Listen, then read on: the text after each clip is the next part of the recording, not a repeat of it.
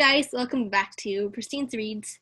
So today we are reviewing Nightfall, book number 6 in the Keeper of the Lost City series by Shannon Messenger. So today it's me and Shammah, and we're going to be reviewing this. So this is the super spoiler video. If you would like no spoilers, please check out my no spoiler video. So yeah, let's get started. I have a lot to say. So first up is the summary. Nightfall picks up immediately where Lodestar ended on that cliffhanger. Sophie's in the Forbidden Cities, in her human family's home, where she's not supposed to be. She's trying to figure out from Amy where the Neverseen have taken her human parents, and Amy says that they said something about Nightfall. Alden, who's with Sophie, Fitz, and Keefe, takes Amy to the Lost Cities and places her under the care of Quinlan Sondon and his wife, Livy. Quinlan was the one who first performed a probe on Sophie when she came to the Lost Cities, and he was the one who said she'd have the potential to be a keeper when she grew up, and he performed the memory break on Prentice. So we also find out that Livy is Physic, the Black Swan's doctor. But anyways, the Sondons are taking care of Amy, keeping her safe in their apartment in Atlantis. Then Tiergan arrives to implement the Black Swan's contingency plan, and takes Sophie, Keefe, Fitz, Biana, Tam, and Lynn, and Dex to the Black Swan's hideout in Broomvale. After climbing 1,000,000 stairs, they reach the top where Tiergan shows them their plan, which is not a what, but a who. Mr. Forkle is alive! The short version of the story is that he had a secret twin brother, who was the one who died in the Mineria. The Forkles kept their twin secret all their life, and since they were both telepaths, they shared their memories fully. Needless to say, they're all shocked by this revelation, and so was I. I mean, I felt like screaming at the book once I read that. But anyways, later Sophie and Keefe hail Lady Gisela with King's blood, and she tells them she needs them to deliver a message to King Dimitar. In exchange, she'll tell them valuable info about Nightfall and Syra Endel's death. Keefe and Sophie go to Ravagog to deliver the message, and to get the Starstone. I can't talk properly. The Starstone that will take them to Nightfall. In the process, Keefe has to spar with Dimitar, and he gets a couple of nasty wounds and a new ogre bodyguard, thanks to his mom's note. He gets Dimitar's daughter, Romhilda, but she would rather slay you than listen to you call her that, preferring the name Ro, and the Starstone in the process. When Sophie takes Keefe back to the healing center, Elwyn says he's on bed rest for a week, which unfortunately means he can't go to Nightfall. Sophie and Fitz have to hail Lady Gisela before they head to Nightfall to get more info on how to breach the security there, which is 3 mutant beasts that Lady Gisela bred. They're called gorgodons. Part gorgonops, which is a venomous, some kind of creature. Part Flareodon, a fire-resistant bird. Part Eurypterid, I'm still not sure if I pronounced that correctly, which is a giant sea scorpion. And part Argentavis, or a gigantic bird. They can breathe underwater, fly, swim, and have poisonous stingers and fangs. The only way to disguise themselves from the gorgodons is to cover themselves in Everblaze ash. So first they enter into a huge argument about who will go to Nightfall, and they settle on Sophie, Biana, and Tam. Lady Gisela recommended they have 3 or 4, as the gorgodons will smell a large group. They have Sophie because they're rescuing her parents, and Biana because she can hide Sophie and herself as a vanisher, and Tam because he can break through force fields and hide himself in shadows. But Mr. Forkle says they should have some more offense, and when Sophie reminds him of her inflicting, he says that the Neverseen could be wearing thinking caps, which are basically special hats that block telepathy and other brain-related abilities, including inflicting. So they need to cover it with something else. He then says that he suggests they should bring a pyrokinetic because the gorgodons are only vulnerable to fire. Everyone's obviously confused, and Mr. Forkle reveals a newly manifested pyrokinetic, Marilla. After Mr. Forkle triggered her ability, they find out that she's a pyrokinetic. So they decide to add Marilla to Operation Nightfall. So they go to Nightfall, which is like a seriously creepy facility. There's no sign of Sophie's parents or any gorgodons, and all they find is an unconscious Alvar. They take him to Coralmere, the song home, because Sophie says they have to take Alvar somewhere the Neverseen wouldn't suspect. While there, Physic comes to look at Alvar and tries to wake him up, as he's heavily sedated. But nothing works until Physic dusts Alvar with Revel Dust, a type of ogre powder that reveals other enzymes, and reveals a glowing mark on his foot. The mark is Vespera's signature. Vespera is the prisoner that the Never Seen freed from Luminaria, and she belonged to a forgotten secret. Sophie hails Lady Cadence, and she says that the mark is made of saporidine. Here we find out that the ogres also have this bacteria called Bucolosia. I might have said that wrong. Also known as saporidine, and that can be used as an extremely powerful sedative. One drop of it touched Lady Cadence while she was researching it, and she was out for 3 days straight with super low vitals. That explains why Alvar won't respond to any revival attempts or medicines. His vitals are the same as Prentice's, which also explains why Prentice wouldn't wake up. Then Lady Gisela hails Sophie and tells her that there's 2 Nightfalls. The first was Lady Gisella's Nightfall, the one that's part of Keefe's creepy legacy. The second was the original Nightfall, the one Vespera built. She says that Sophie needs to go to the original Nightfall to find her parents. Later, Mr. Forkle tells them that he found some of Vespera's journals about Nightfall, and that she meant it for human experimentation. Everyone's sickened and shocked by this revelation. It possibly means that the humans had a good reason to start war with the elves, and when the elves cut the humans out of their world, sank Atlantis, and forbade contact with humans, they were wrong. This time, when they go to Nightfall number 2, which is in Atlantis, Sophie takes Keefe, Fitz, Biana, Dex, Grady, Morella, Tam, Lynn, Sandor, Grizzle, and Ro. When they arrive at Nightfall, Sophie sees a terrifying sight. Her parents are trapped under a force field, unconscious from saporidine but alive, and a lonely gorgodon is outside the force field, trapped in a cage of balefire. It survived. Well, one of them did, at least. In that room, Vespera and Fintan suddenly appear and lock them in. Biana escapes, though.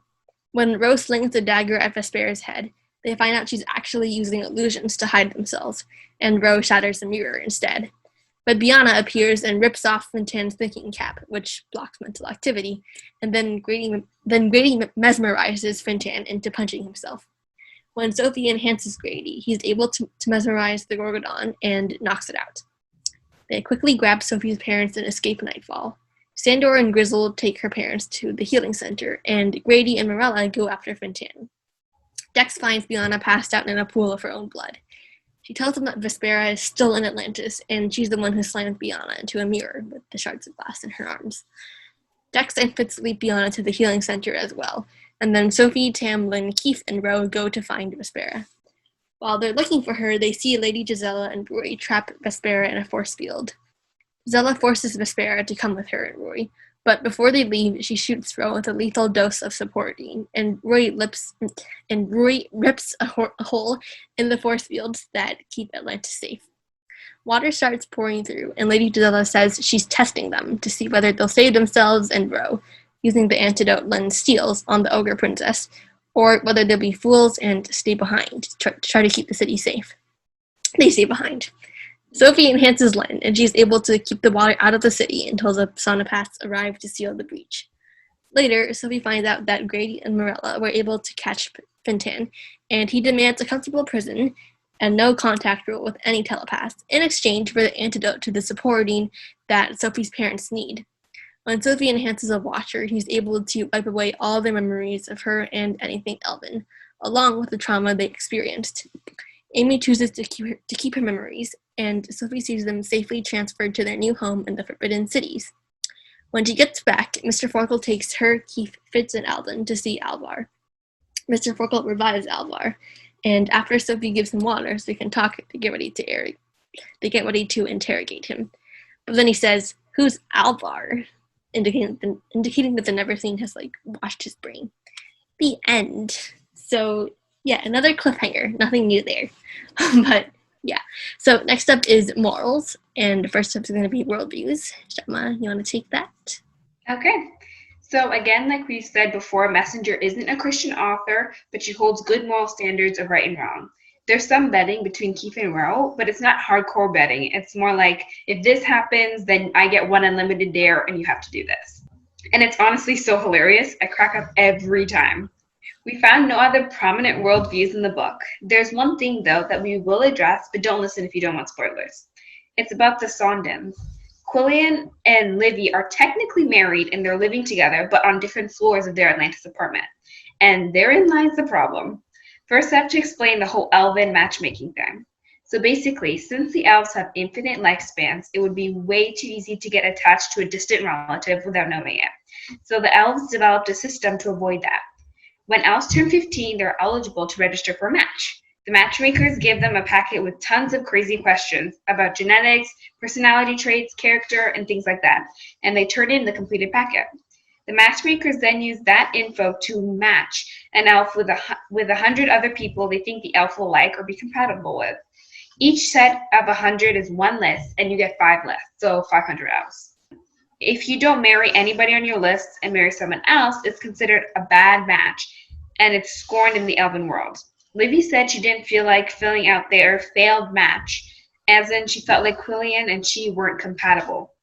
I guess the match fail is the elven equivalent of a divorce. I'm not totally sure, but it sounds like they didn't actually love each other.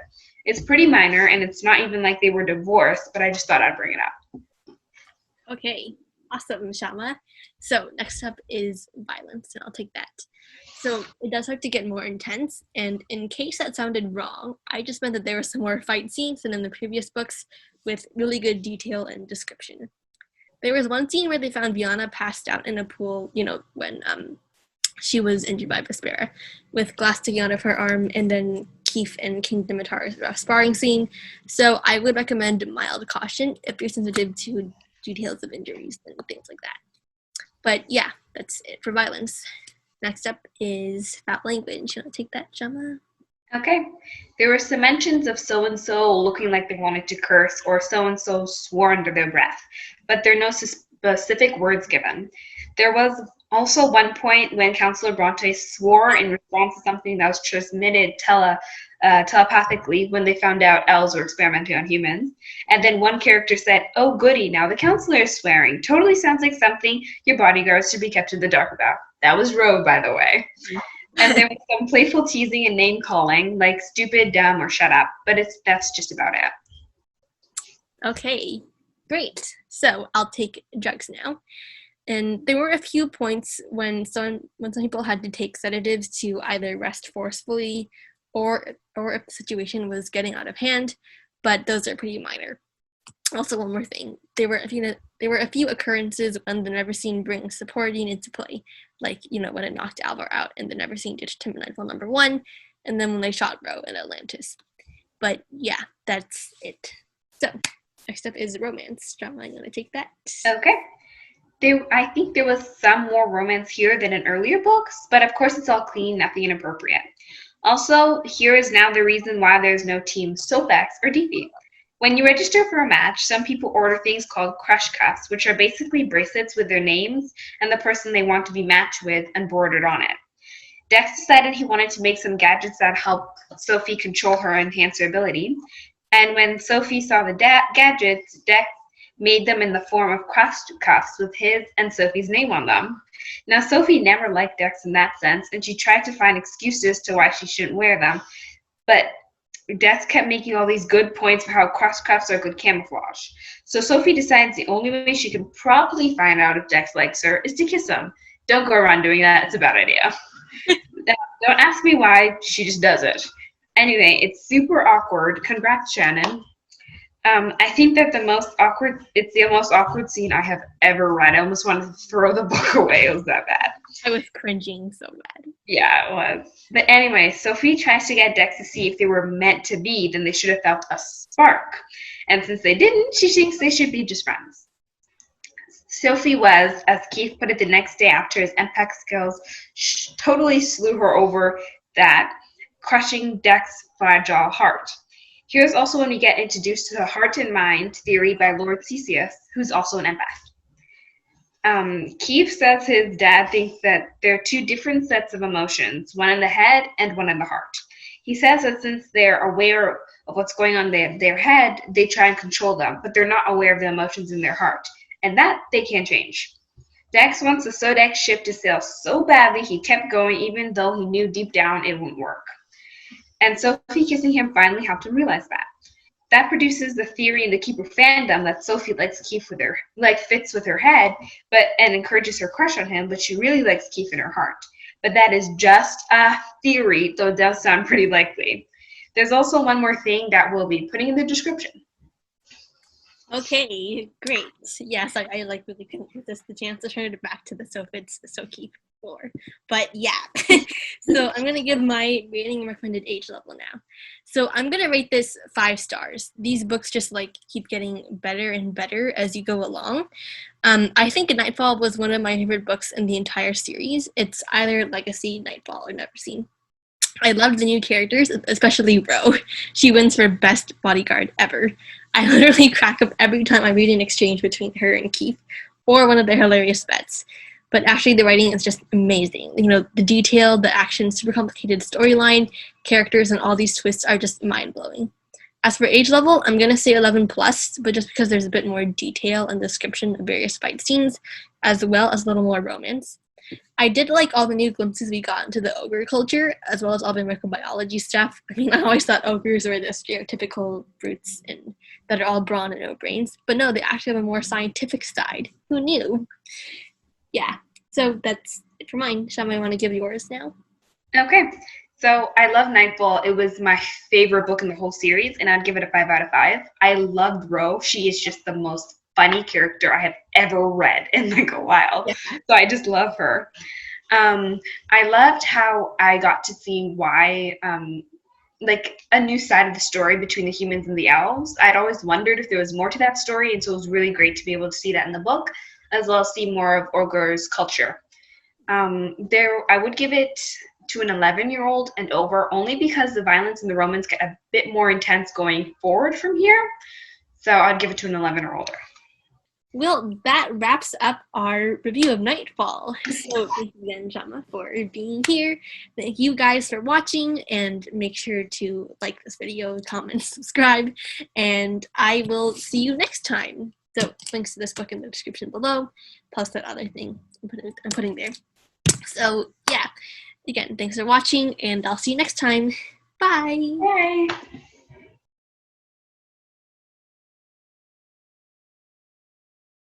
Keith's breathing seemed to calm and his trembling eased, but a rough patch of waves had him tensing up again. Oh, come on, Keefe! Where is your manpower? I thought you were supposed to be tough Keefe, but instead, no, you just decide to get seasick. But I, on the other hand, never get seasick. I have the iron stomach. Shona, the invincible doggy! Woohoo! Drink this, Lady Kaden said, tossing him a yellow vial, and unplug your nose before you open it. Keith squinted at the liquid. Why does it look like pee? Kelpie urine is the absolute best way to regain your equilibrium. I think I'm gonna be sick. Why on earth would you need that stuff? I wouldn't drink it if I was on the verge of dying, like literally dying. But I'm not. So, phew, I don't have to drink it. Keith tossed the vial into the river. Not even if I really was dying. Suck it up, Keith, and drink the vial already. Shona, did you or did you not just say a few minutes earlier that you wouldn't drink it if you really were dying? I know, but I'm not dying, and he's not dying, so he has to drink it, and I don't. You realize that your logic makes no sense, Shona, right? I know, right? Wait, what did you say?